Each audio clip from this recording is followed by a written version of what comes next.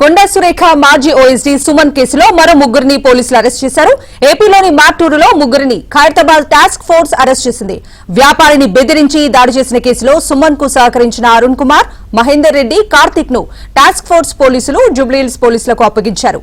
పరారీలో ఉన్న సుమన్ తో పాటు మరో ఇద్దరి కోసం గాలిస్తున్నారు.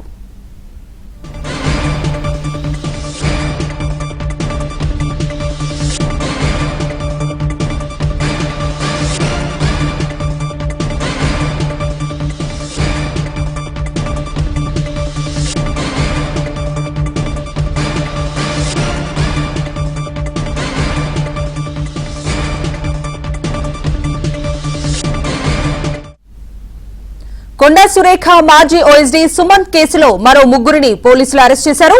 ఏపీలోని మార్టూరులో ముగ్గురిని ఖైరతాబాద్ టాస్క్ ఫోర్స్ అరెస్ట్ చేసింది.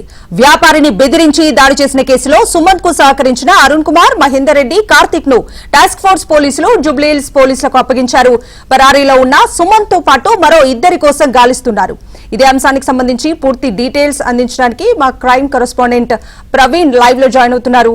ప్రవీణ్, మంత్రి కొండా సురేఖ మాజీ ఓఎస్డీ సుమంత్ కేసు ముగ్గురిని అరెస్ట్ చేశారు. అరుణ్ కుమార్, మహేందర్ రెడ్డి, కార్తిక్ కుమార్ లను జూబ్లీహిల్స్ పోలీసులు, మరోవైపు టాస్క్ ఫోర్స్ పోలీసుల జాయింట్ ఆపరేషన్ లో వీరు ముగ్గురిని కూడా అదుపులోకి తీసుకోవడం జరిగింది. మొత్తం ఈ కేసులో 5 మంది పైన కేసులు నమోదు చేసి పోలీసుల విచారణ కొనసాగుతుంది. సుమంత్ అనేటువంటి వ్యక్తి ఇందులో ప్రధాన నిందితుడిగా ఉన్నాడు.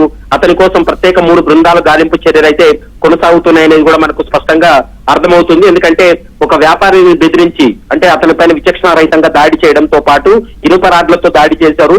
మరోవైపు అసభ్య పదజాలంతో దూషించారంటూ కూడా తమ జూబ్లీహిల్స్ అంటే మేడిపల్లి పోలీస్ స్టేషన్ లో కంప్లైంట్ చేయడంతో 0 ఎఫ్ఐఆర్ నమోదు చేసి కేసును జూబ్లీహిల్స్ కు ట్రాన్స్ఫర్ చేయడం జరిగింది. దీంతో ఆ నిందితుల కోసం ఇటు టాస్క్ ఫోర్స్ పోలీసులతో పాటు జూబ్లీహిల్స్ పోలీసులు కూడా గాలింపు చర్యలు చేపట్టి ముగ్గురు నిందితులు మాత్రం అరెస్ట్ చేశారు. మిగిలినటువంటి నిందితుల కోసం గాలింపు చర్యలు అయితే కొనసాగుతున్నాయని చెప్పుకోవచ్చు. కవిత.